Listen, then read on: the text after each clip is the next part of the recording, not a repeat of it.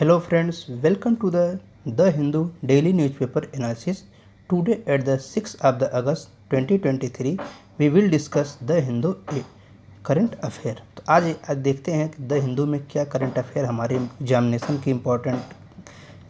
के point of view से क्या क्या इम्पोर्टेंट है। तो हम देखते हैं कि चंद्रयान 3 जो भारत का बहुत ही ज़्यादा शानदार मिशन रहा है, इसके बारे में जो है एक बहुत अच्छी खबर है कि कल शाम 7 बजे चंद्रमा के ऑर्बिट में चंद्रयान 3 इंटर कर गया। जैसा कि हम फिगर में देख रहे हैं, अब चंद्रमा के ऑर्बिट में इंटर कर चुका है और वो जो है अब वहाँ पर उसके रिवोल्यूशन को परफॉर्म करना शुरू कर देगा। चंद्रयान 3 ने कहा है कि मैसेज के माध्यम से ट्विटर पर कि वो जो है एक मून के ग्रेविटेशनल फील्ड को भी अनुभव कर रहा है।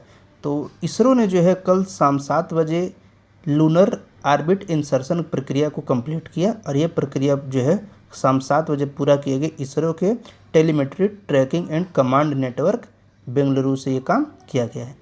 चंद्रयान 3 का ये प्रक्रिया जो है इंसर्शन लूनर ऑर्बिट में पहुंचाने के लिए था, जो कि अब पहुंच चुका है। और रेट्रो बर्निंग एट द पेरिलून एक प्रक्रिया है, जो रेट्रो बर्निंग प्रक्रिया की जाती है एक पेरिलून पर, जो कि 1835 सेकंड का पूरी प्रक्रिया थी, जो कि इसरो के ISTRAC बेंगलुरु सेंटर से किया गया है। अगर देखें तो ये जो 1885 सेकंड की पूरी प्रक्रिया थी और जो उसका एक ऑर्बिट है चंद्रमा का, जैसा कि हम फिगर में देख सकते हैं, जो ये ऑर्बिट है जो सबसे बड़ा वाला है, उसका जो है अगर ऑर्बिट की बात करें तो 164 गुणे 18,074 किलोमीटर वो है। यानी उसका जो एक इलिप्टिकल पाथ होता है, तो इलिप्टिकल का मेजर एक्सिस माइनर एक्सिस, तो मेजर एक्सिस 18,074 किलोमीटर का होगा और माइनर एक्सिस 164 किलोमीटर का होगा। ट्विटर जो कि अब एक्स नाम से प्लेटफॉर्म बन गया है, उस पर जो है चंद्रयान मिशन ने क्या कहा है, MX ISTRAC this is Chandrayaan 3 I am feeling lunar gravity. तो उसने कहा है लूनर ग्रेविटी को फील कर। इसका मतलब क्या है? इसका मतलब है कि चंद्रमा के जब वो कल पहुंचने से पहले जब चंद्रमा को अप्रोच कर रहा था तो उसके इन्फ्लुएंस ऑफ स्फीयर में पहुंच गया था। इसका मतलब उसके ग्रेविटेशनल फील्ड के कंट्रोल में आ गया था और वो वहाँ पर अब उसके ग्रेविटी को पूरी तरीके से फील कर रहा है। आगे देखा जाए, इसरो जो है जो लूनर ऑर्बिट इंसर्शन प्रक्रिया है उसको पूरा किया है। अब उसी प्रक्रिया के तहत जो है 4 और ऑर्बिट है। अभी एक ऑर्बिट जो उसने इंटर कराया गया है, अब उसके बाद उसको मैन्यूअर करेगा, उसके ऑर्बिट को जो छोटा किया जाएगा धीरे धीरे, और स्पेसक्राफ्ट ये काम प्रक्रिया करता रहेगा। और फाइनली जब 100 किलोमीटर जो है मून के सरफेस से जो उसका ऑर्बिट होगा वहाँ पर पहुँच जाएगा, तो वहीं पर हमारा मिशन है, उसके बाद उसको हम लैंड कराएंगे। अगर देखा जाए ये प्रक्रिया जो है 6 अगस्त यानी आज 11 बजे जो है ये प्रक्रिया की जाएगी। और इसके बाद जो है फिर चंद्रयान 3 जो है, जिसके पास क्या क्या है, चंद्रयान 3 में लैंडर मॉड्यूल, प्रोपल्सन मॉड्यूल और रोवर 3 चीज़ रखे गए हैं। तो ये प्रक्रिया जो लैंडर मॉड्यूल और प्रोपल्सन मॉड्यूल हैं उन्हें भी आपस में अलग करना है। ये प्रक्रिया 17 अगस्त को इसरो करेगा, जैसा कि उसने बताया। और फिर वो भी जो है आगे धीरे धीरे उसके जो मैन्यूअर है ऑर्बिट है उसमें डिबूस्ट करता जाएगा, उसके ऑर्बिट को छोटा करेगा और फाइनली जो है सॉफ्ट लैंडिंग की प्रक्रिया की तरफ हम बढ़ेंगे। चंद्रमा पर हम सॉफ्ट लैंडिंग करते हैं, हार्ड लैंडिंग नहीं करते। अमेरिका ने हार्ड लैंडिंग कराया था। अगर हम देखें जो 23 अगस्त है 5:47 का शाम 5 बजे, मतलब 5:47 शाम को 23 अगस्त को इसरो जो है एक उम्मीद रख रहे हैं कि वहाँ पर हम एक टच करेंगे मून के सरफेस को। और अगर चंद्रयान 3 की देखा जाए तो ये एक्चुअल में इंडिया का एक सॉफ्ट लैंडिंग प्रोग्राम है, जो कि रोबोटिक इंस्ट्रूमेंट इसके पास है, जो लूनर सरफेस पर जाएगा और वहाँ पर वो स्टडी करेगा। लेकिन चंद्रयान 2 को जो है इसी मिशन के लिए भेजा गया था और वो 2019 में फेल हो गया था। फेल होने का मतलब वो चंद्रमा के ऑर्बिट में गया, उसके ऑर्बिट को चक्कर भी लगाया और उसका जो है बस रोवर जो है चंद्रमा के सतह पर उतर नहीं पाया था। कुछ उसके जो इन्फॉर्मेशन होते हैं वो इन्फॉर्मेशन जो है यहाँ से कमांड सेंटर से मैच नहीं कर पाया और कनेक्शन टूट गया। उस कनेक्शन होने की वजह से कमांड सही से मिल नहीं पाया और वो फेल हो गया था। लेकिन हमारा वो पार्शियली फेल था, फुल्ली नहीं था। उसी प्रक्रिया को आज करने के लिए फिर हम ये प्रयास कर रहे हैं। अगर देखा जाए अब तक केवल 3 देश ही इस प्रक्रिया में सफल रहे, यूनाइटेड स्टेट ऑफ अमेरिका, रसिया और चाइना। यही लोग ऐसे हैं जो चंद्रमा की सतह पर उतर पाए, अपने सॉफ्ट लैंडिंग के माध्यम से वहाँ पर लैंडिंग किए हैं। Space Agency said that this is the third time in succession that ISRO has successfully inserted its space into the lunar orbit। ये पहला नहीं तीसरा प्रयास है हमारा जो कि हमने लूनर ऑर्बिट में इंसर्शन कर दिया है। लूनर ऑर्बिट इंसर्शन की प्रक्रिया जो कल शाम को की गई, इससे पहले चंद्रयान 1 में किया गया, फिर चंद्रयान 2 में किया गया और अब चंद्रयान 3 में किया। इसके अलावा अगर हम देखें तो यह प्रक्रिया मार्टिन ऑर्बिट में भी किया जा चुका है। जब हमने मंगलयान को भेजा था तो मंगल यानी मार्टिन प्लानेट पर भी ये प्रक्रिया ऑर्बिट इंसर्शन की प्रक्रिया हो चुकी है। तो आइए हम लोग उम्मीद करते हैं कि अभी जो है 11 बजे ने में कुछ समय बचा है, तो जब 11 बजे प्रक्रिया होगी तो हम और भी सफलता की ओर आगे बढ़ेंगे। नेक्स्ट न्यूज है, Imran Khan gets 3 year jail in gift case arrested. तो पाकिस्तान जो है करप्ट आतंकवादियों का देश है और वहाँ पर जो है प्राइम मिनिस्टर जो है या राष्ट्रपति पद छोड़ने के बाद उन्हें जेल ही होती है। या तो सब लंदन भाग जाते हैं जेल से बचने के लिए, अदरवाइज जेल हो ही जाती है। कोई वहाँ पर आज तक बचा नहीं है। तो उस प्रक्रिया में इमरान खान का भी नंबर लग गया है और 3 साल की जेल हो चुकी है और अरेस्ट भी हो चुका है। इसमें जो मामला आया है इसमें 3 साल की जेल और 1 लाख रुपये पाकिस्तानी जो है 1 लाख रुपये पाकिस्तानी करेंसी की फ़ाइन भी लगा है। अगर हम बता दें पाकिस्तान में जो है इस समय सत्ता परिवर्तन हो गया है। 2018 में इमरान खान ने एक पार्टी बनाया और उसके बाद से चुनाव लड़ा और उसकी जीत भी मिल गई थी और वो प्राइम मिनिस्टर बन गया। लेकिन उसके बाद जो है उसने करप्शन में जो कि वहाँ का एक मोरल नहीं है, वो मोरलिटी ही पाकिस्तान की, उसमें उसने इन्वॉल्व हो गया। और तोशाखाना केस एक नाम से केस चला है जिसमें जो स्टेट विजिट कोई भी प्राइम मिनिस्टर प्रेसिडेंट करता है या कोई दूसरे देश से लोग आते हैं जो गिफ्ट देते हैं वो एक्चुअल में वो उनकी निजी प्रॉपर्टी नहीं होती। और ये भारत के लिए भी है, पाकिस्तान के लिए, अमेरिका, चाइना, जापान, दुनिया के हर देश के लिए है कि जो उस पद पर रहते हुए कोई गिफ्ट मिल रहा है वो उस व्यक्ति का पर्सनल कैपेसिटी में नहीं मिला है, क्योंकि पर्सनल कैपेसिटी में जो मिला है वो अपने पास घर रखेगा। लेकिन जब prime minister, as a president मिला है या एज ए फॉरेन मिनिस्टर मिला है या किसी अन्य पद पर रहते हुए मिला है, इस वजह से कोई सरकारी पद पर है, कॉन्स्टिट्यूशनल पोस्ट पर है, तो वो जो भी गिफ्ट होगा वो उसके एक संग्रहालय होता है, म्यूजियम होता है, उसमें रखा। जैसे भारत में भारत के राष्ट्रपति का एक संग्रहालय है, प्रधानमंत्री का है, उसी तरीके से पाकिस्तान में है। लेकिन उसने क्या किया, सब कुछ बेच करके अपनी प्रॉपर्टी समझ के बेच दिया। अब उसे 3 साल का जेल और 1 लाख रुपये पाकिस्तानी करेंसी का फाइन भी लगा है। अगर बात की जाए जो सेशन जज है हुमायूं दिलवर, उसने क्या कहा, cheated while providing information about gift he obtained from Toshakhana which later proved to be false and inaccurate. तो सेशन जज ने कहा है कि इसने चीटिंग किया है, प्राइम मिनिस्टर रहते हुए जो भी इन्फॉर्मेशन दिया है इस गिफ्ट के मामले में, तोशाखाना के मामले में, ये सब का सब गलत और इनएक्यूरेट है। और इस तरह से डिसऑनेस्टी, ईमानदारी पर जो है इसने एक धूमिल छवि वाला व्यक्ति है, इसलिए इसे अब जो है सज़ा का प्रावधान होना आवश्यक है। इमरान खान को तुरंत गिरफ्तार कर लिया गया और अटोक जेल जो कि पंजाब प्रांत में, पाकिस्तान के पंजाब प्रांत में, उसमें शिफ्ट कर दिया गया है। बता दें इमरान खान जो है 2018 से 2022 तक जो प्राइम मिनिस्टर रहे और उन्होंने बहुत सारे गिफ्ट को बेचा और ख़रीदने का आरोप लगे हुए हैं, जिसकी कुल कीमत 140 मिलियन यानी करीब करीब 14 करोड़ रुपए है। तो 14 करोड़ रुपए की बेईमानी के लिए उसने प्राइम मिनिस्टर के पद को भी धूमिल किया, जो इससे वहाँ का ट्रेंड है। मणिपुर वायलेंस के बारे में हम सब लोग देख रहे हैं कई महीनों से। इस प्रक्रिया के जो चरण हैं वो कभी ख़त्म ही नहीं हो रहे हैं और वहाँ पर फ्रेश में फिर से 5 लोग मारे गए। यानी वायलेंस को कंट्रोल करने की कैपेसिटी स्टेट में है ही नहीं, या तो स्टेट में नहीं है या कुछ न कुछ मामले हैं जो स्टेट चाहता नहीं है, या वहाँ के लोग भी ऐसे उपद्रवी हो गए हैं, दंगाई हो गए हैं, कोई स्टेट का कंट्रोल हो ना हो किसी कीमत पर वो दंगा करेंगे ही। इस प्रक्रिया में कुल 5 लोग फ्राइडे को मारे गए फिर से। तो ये सब चीज़ें हो रही हैं, जबकि वहाँ पर जो है बहुत सारे जो है सिक्योरिटी फोर्स लगी हुई है, आर्मी भी लगी हुई है, उसके बावजूद लोगों को मौका मिलते ही एक दूसरे के ऊपर अटैक कर रहे हैं। अगर हम बता दें जो मैती वहाँ का समुदाय है और कुकी, उन्हीं के बीच लड़ाई है।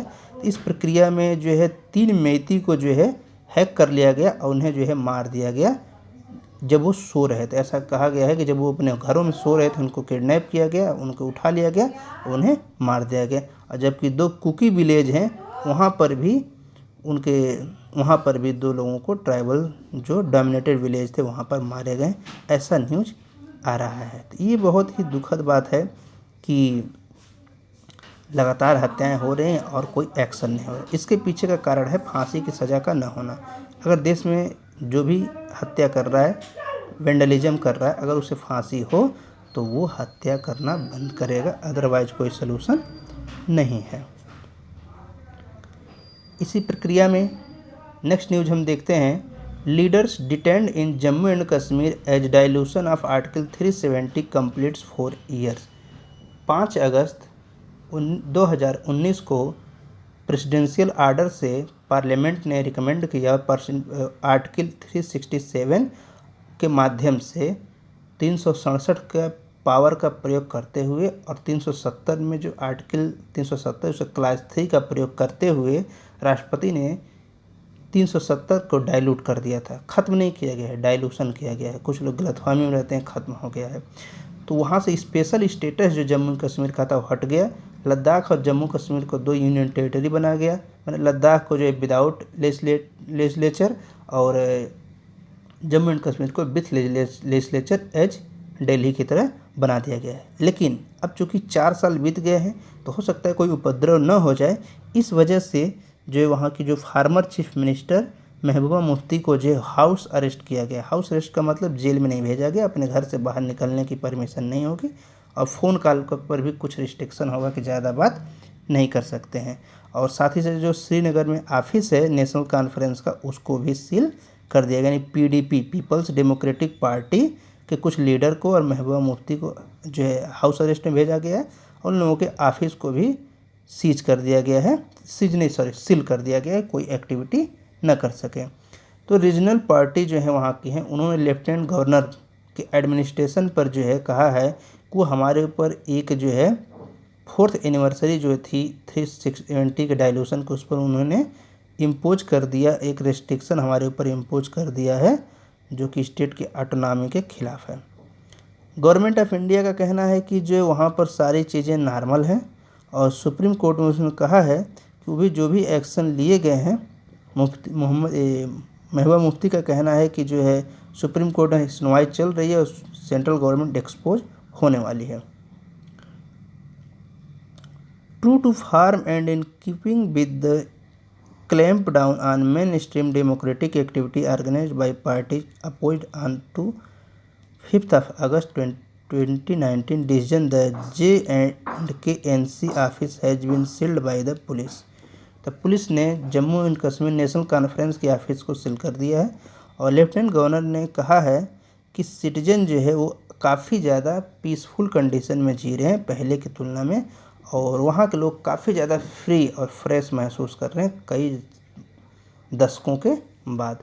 तो इसमें कोई बहुत बड़ा मामला नहीं है, सुप्रीम कोर्ट में इसकी सुनवाई चल रही है और यहाँ पर सिर्फ इसलिए डिटेंड किया गया है कि कहीं किसी तरह का कोई उपद्रव न हो, जैसा कि मणिपुर हरियाणा में चल रहा है, तो ऐसा ना हो कि जम्मू एंड कश्मीर में भी चलने लगे। एक और न्यूज़ आया है इन्वायरमेंट से रिलेटेड। नेक्स्ट न्यूज़ अगर देखें तो इन्वायरमेंट से रिलेटेड एक न्यूज़ में आया है, जो बच्चे लुका छिपी का खेल खेलते हैं, कुछ लोगों ने ऑब्जर्व किया कि इस तरीके का लुका छुपी हाइड एंड सीक का गेम जो है क्लाउडेड लेपर्ड भी खेल रहे हैं, ऐसा उनका ऑब्जर्वेशन है। तो जो साइंटिस्ट हैं wild life institute of India, उन्होंने पाया कि जो क्लाउड लेपर्ड हैं आसाम के Manas national park and tiger reserve में, उनको जो है कुछ मिस्टीरियस गेम वो खेल रहे हैं, ऐसा उन्होंने ऑब्जर्वेशन किया कि जो फॉरेस्ट कैनोपी है उसमें वो छिपते हैं, निकलते हैं। तो कुछ ऑब्जर्वेशन के बाद उन्होंने कहा कि वो हाइड एंड सीक की तरह खेल रहे हैं। यानी हो सकता है कि जो अपने लीजर टाइम है, फ्री के टाइम है, या उस समय भी वो भी थोड़ा सा उनके अंदर एक टेंडेंसी है कि वो जॉयफुल एनवायरनमेंट को एंजॉय कर सकें, इसके लिए हाइड एंड सीक का गेम खेल रहे हैं। अगर बता दें, मेनलैंड जो क्लाउडेड लेपर्ड होता है जिसे नियोफेलिस नेबुलोसा कहा जाता है, जो कि एक्चुअल में आइस एज से कंसिडर किया जाता है कि वो आइस एज से रिलेटेड है। जब यहाँ पर 4 हिमयुग 4 आइस एज पास हो चुके हैं, उससे रिलेटेड वो है। और वो एक्चुअल में देखा जाए लार्जेस्ट कैनाइन है। कैनाइन क्या होते हैं, ये जो जानवर हैं जैसे कैट प्रजाति हैं, डॉग प्रजाति हैं, तो ये एक कैनाइन में सबसे बड़ा स्पेसीज है। कैट सबसे बड़ा स्पेसीज पाया जाता है। और इसकी सबसे खास बात है कि इसको जो पंजे होते हैं, पिछले पंजे, वो रोटेटिंग रियर एंकल होता है, यानी उसका एंकल जो एड़ी का पोर्शन होता है एक क्लाउडेड लेपर्ड का, जो पिछला हिस्सा होता है पैरों का, एड़ियों का, वो रोटेट कर सकता है, जिसके वजह से वो काफ़ी आसानी से वो कहीं मूवमेंट कर सकते हैं, बहुत फुर्तीले होते हैं और वो पेड़ों पर चढ़ने में काफ़ी ज़्यादा आसान होता है उनके लिए किसी अन्य जानवर की तुलना में।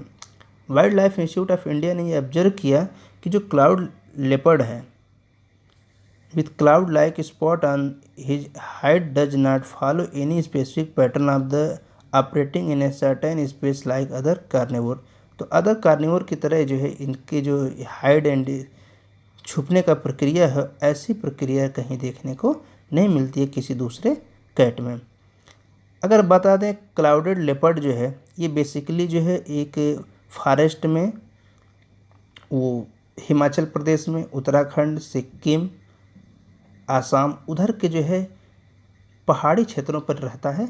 और ये जो है इसको दो कैटेगरी में बांटा गया है। एक मेनलैंड क्लाउडेड लेपर्ड जो कि सेंट्रल नेपाल, जैसा कि हमने कहा, नेपाल के पास से और पहाड़ों के पास से पाया जाता है, और इस साथ ही मलेशिया, सुंडा पाया जाता है। दूसरा है सुंडा क्लाउडेड लेपर्ड जिसको नियोफेलिस DRD कहा जाता है, वो बोर्नियो और सुमात्रेनी इंडोनेशिया का नेटिव है। तो दो तरीके के क्लाउड लेपर्ड हैं, एक जो है जम्मू कश्मीर, लद्दाख, हिमाचल प्रदेश, उत्तराखंड, नेपाल, भूटान, सिक्किम, असम, अरुणाचल प्रदेश में पाया जाता है, और साथ ही साथ मलेशिया वगैरह भी पाया जाता है। दूसरा नेटिव है बोर्नियो और जावा, यानी जो बोर्नियो और सुमात्रा यानी इंडोनेशिया का।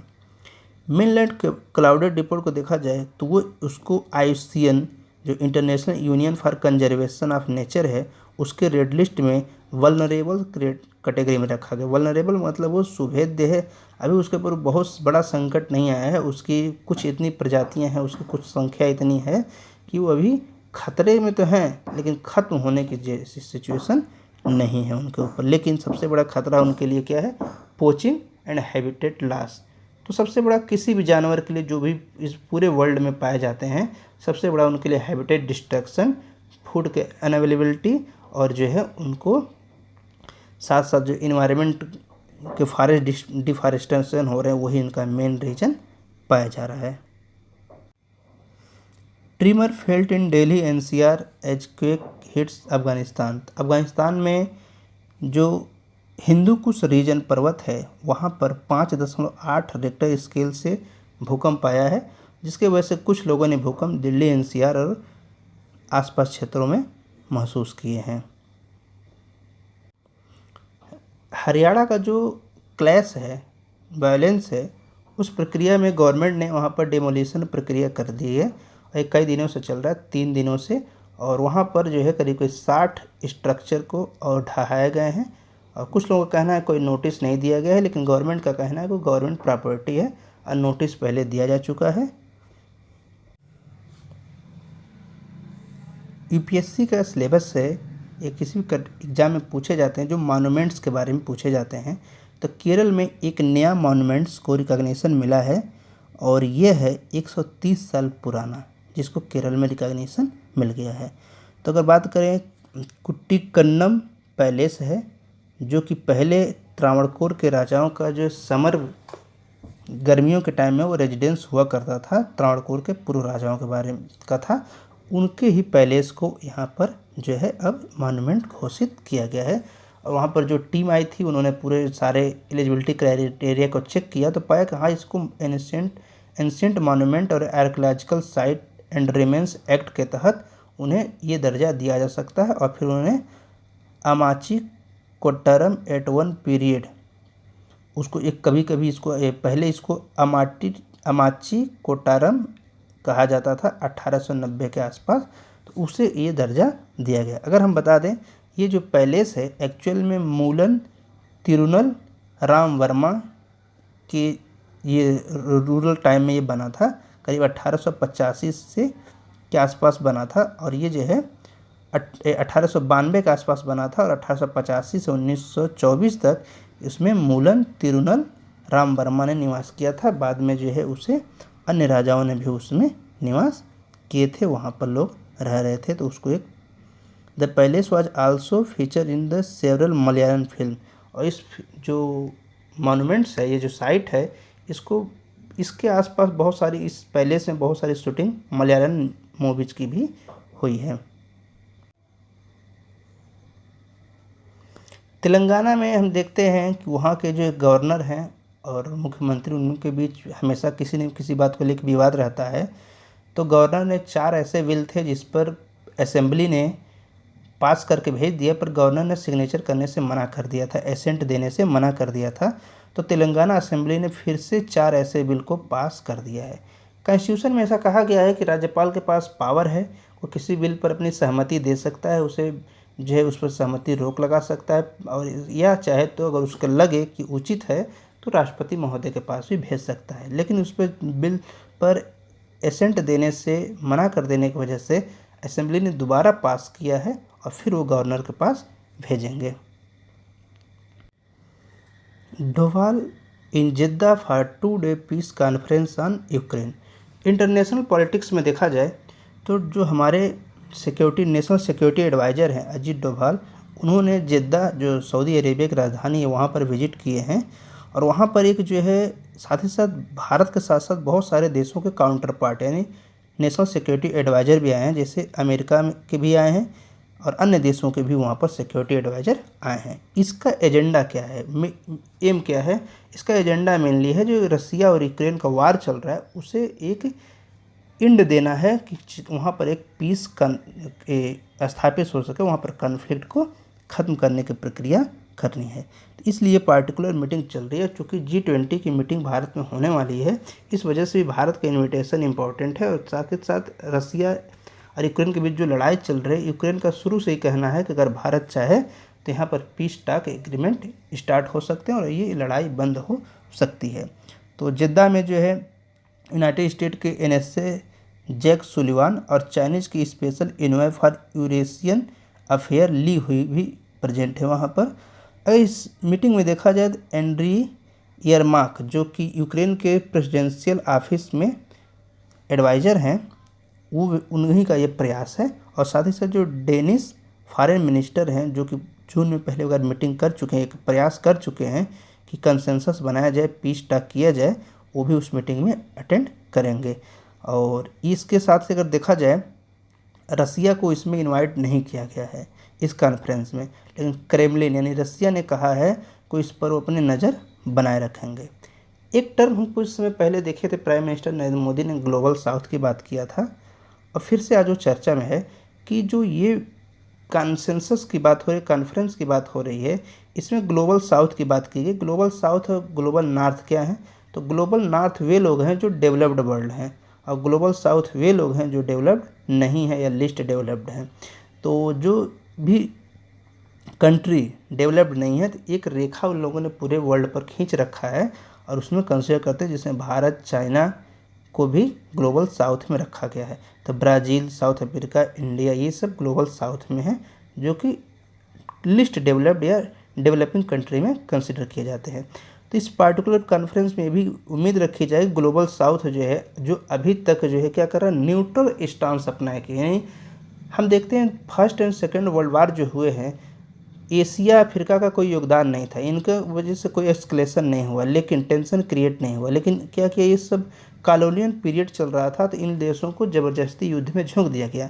लेकिन अब जो है कोई भी समस्या यूरोप में क्रिएट होती है तो लोग चाहते हैं कि हमारे पहले की तरह आज भी आकर के हमारी सहायता करें।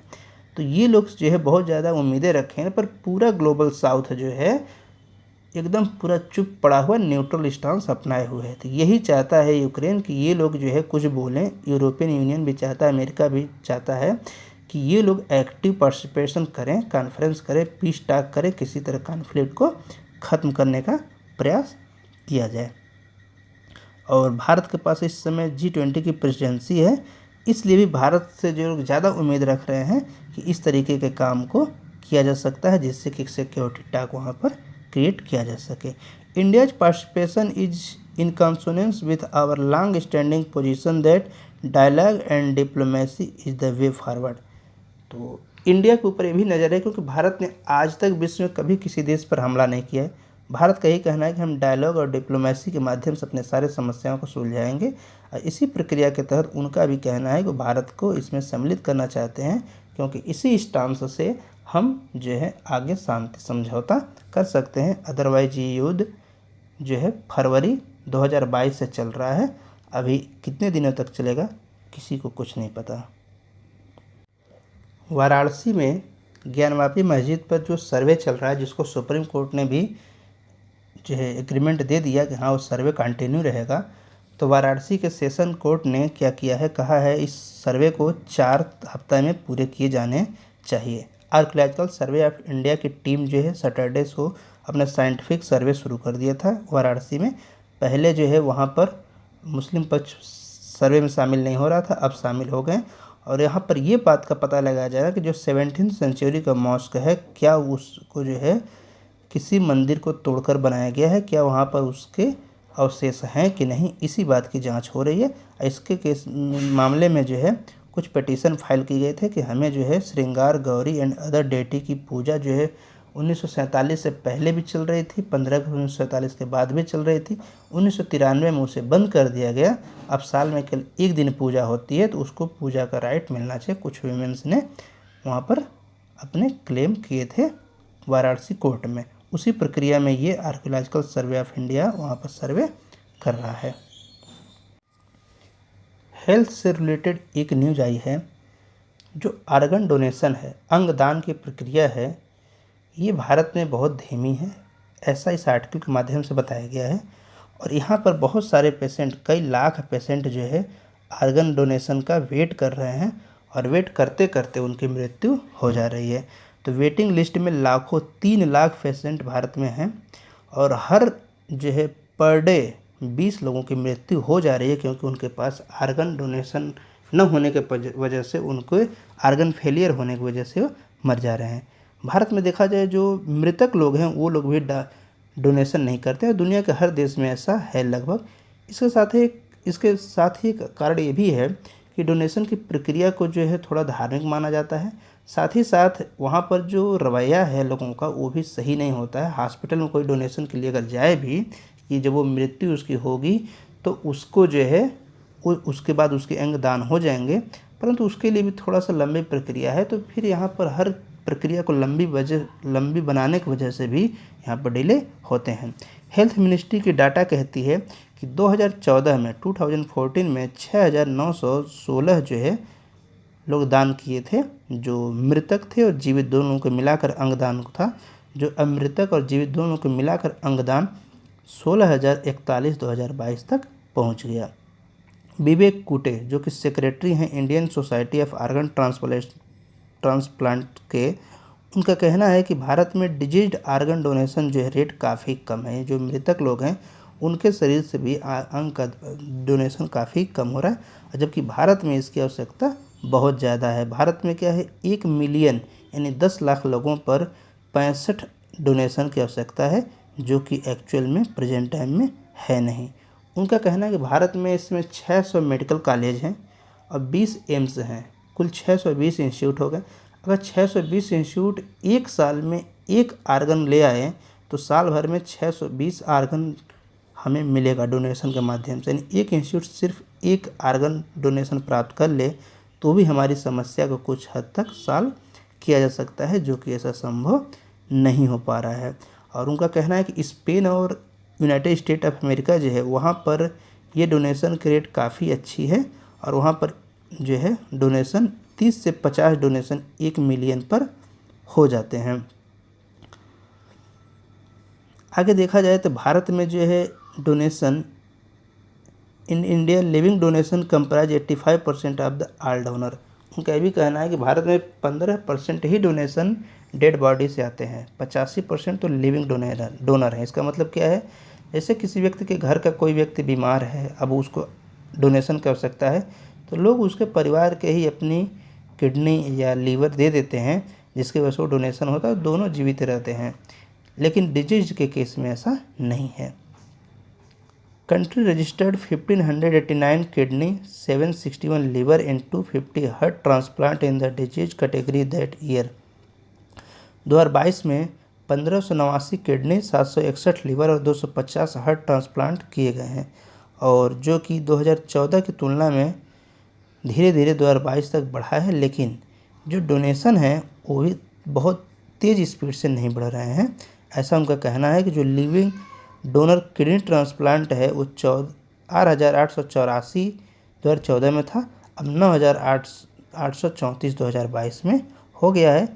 तो एक्सपर्ट का कहना है कि जो है वेटिंग लिस्ट जो है हर 10 मिनट पर, एक्सपर्ट से 1 person is added to the waiting list every 10 minute in the country. तो हर 10 मिनट में एक पर्सन ऐड हो जा रहा है, और इस स्पीड से डोनेशन तो होने वाला नहीं है, क्योंकि यहाँ अवेयरनेस नहीं है, यहाँ पर जो है पॉलिसी का भी मैनेजमेंट सही से नहीं है, इस वजह से ऐसा चीज़ें हो रही हैं। और जबकि भारत में उन्होंने कहा कि भारत में तो करीब करीब 2 लाख किडनी की आवश्यकता है हर साल, लेकिन ऐसा संभव नहीं है, क्योंकि करीब करीब 10,000 ही हर साल हो पाते हैं, यानी 10% ही परफॉर्म हो पाते हैं, और ऐसा संभव नहीं है कि 1 लाख मिल जाए। इसके लिए बहुत ज़्यादा अवेयरनेस होना चाहिए, और लोगों को सीधे सीधे मॉनेटरी बेनिफिट भी दिए जाने चाहिए, या मॉनेटरी या फाइनेंशियल बेनिफिट जब तक नहीं मिलेगी तब तक लोग आगे नहीं आएंगे। और इस तरीके से जो है ये काफ़ी ज़्यादा ग्रोथ इसमें नहीं दिखेगा। इसके अलावा कहा गया है कि 70 से 75% डोनेशन जो है महिलाएं करती हैं, जैसे कि कोई वाइफ अपने पति के लिए कर रही है, माताएं अपने बच्चों या हस्बैंड के लिए कर रही हैं, सिस्टर, ये मतलब ब्लड रिलेशन में ही डोनेशन 70 to 75% होते हैं, इनका ये कहना है। यानी जो डोनेशन एक्चुअल में हो काफ़ी ज़्यादा कम है। तो जो डोनेशन है ये कम है, और इस तरीके से बहुत सारे लोग थ्रेटेंड है उनकी लाइफ, और उनका कहना है कि अगर डोनेशन हो तो बहुत सारे जो डायलिसिस पर जी रहे हैं उनकी किडनी अगर डोनेशन मिल जाए तो उनकी प्रॉब्लम को सॉल्व हो जाएगी। ये एक बड़ी समस्या है दुनिया के हर देश में, लेकिन समस्या ये नहीं है कि डोनेशन नहीं हो रहे हैं, समस्या ये है कि ऐसी सिचुएशन ही क्यों आ रही है कि लोगों के अंग खराब हो जा रहे हैं। तो यहाँ का इन्वायरमेंट, यहाँ की खान पान, यहाँ पर जो लोग सरसों का तेल नहीं खाते हैं, रिफाइन खाएंगे, पाम ऑयल खाएंगे, पता नहीं कौन सा ऑयल खाएंगे, जानवर खाएंगे, सूअर, गाय, भैंस, मुर्गा, बकरी, कुत्ता, घोड़ा, गधा सब खा जा रहे हैं, उसके वजह से भी बीमारियां हो रही हैं। डॉक्टर साफ साफ कहते हैं कि ये जो है उन्हें वेजिटेरियन होना चाहिए, नॉन वेज से भी फैल रहे हैं। ये जो ऑयल लोग खा रहे हैं, इस ऑयल के वजह से भी लोगों को कई बीमारियां हो रही हैं, और ये प्रॉब्लम क्रिएट हो रहा है। तो समस्या वहाँ पर है, और साथ ही साथ इन्वायरमेंटल पोल्यूशन भी बहुत बड़ा मैटर है। नेक्स्ट न्यूज है यूक्रेनियन इंटरनेशनल रिलेशन से संबंधित। Ukrainian drone hit Russian ship in yet another sea attack. अभी हमने देखा फ्राइडे को यूक्रेन ने रसिया के एक शिप पर हमला किया था, और फिर से उसके थोड़े ही समय बाद उसने फिर से एक ड्रोन अटैक किया है, और इसमें करीब करीब 450 केजी TNT प्रयोग किया गया था, एक सोर्स ने वहाँ से बताया है। तो यूक्रेन की बात की जाए तो उसने जो है ब्लैक सी में अब क्रीमिया के पास पर वो अटैक करना शुरू कर दिया है, और इस स्ट्राइक में देखते हैं कि यूक्रेन ने जो है 2 बार लगातार सफलता हासिल किया है। इसके पीछे का कारण है कि जो यूक्रेन है उसकी नावल कैपेसिटी बढ़ी है, और इसलिए वो लगातार एक अब ब्लैक सी बैटल ग्राउंड बनने की ओर अग्रसर है। ये अचानक में ब्लैक सी की तरफ जो है ये हमला होना शुरू क्यों हो गया, इसके पीछे का कारण है कि मॉस्को ने कुछ समय पहले जो यूक्रेन और रसिया के बीच एग्रीमेंट हुआ था फूड ग्रेन से रिलेटेड, कि वो यूक्रेन जो है ब्लैक सी के रास्ते अफ्रीका या अन्य दुनिया के देशों के पास अनाज बेचेगा, तो उसको क्या कि उस एग्रीमेंट को रसिया ने समाप्त कर दिया है, और इसके वजह से अब यूक्रेन अपने अनाज नहीं ले जा सकता है उसके माध्यम से, ब्लैक सी के माध्यम से, अदरवाइज रसिया उसे डुबो देगा। इसी वजह से रसिया पर के शिप पर लगातार जो है यूक्रेन हमला कर रहा है, और ये स्टेटमेंट जो है अगर देखा जाए उसमें 450 केजी TNT प्रयोग हुआ है जो रिसेंट में हुआ है इस अटैक में। तो एक ऑफिशियल पर्सन ने नहीं कहा है, लेकिन उसने बताया है।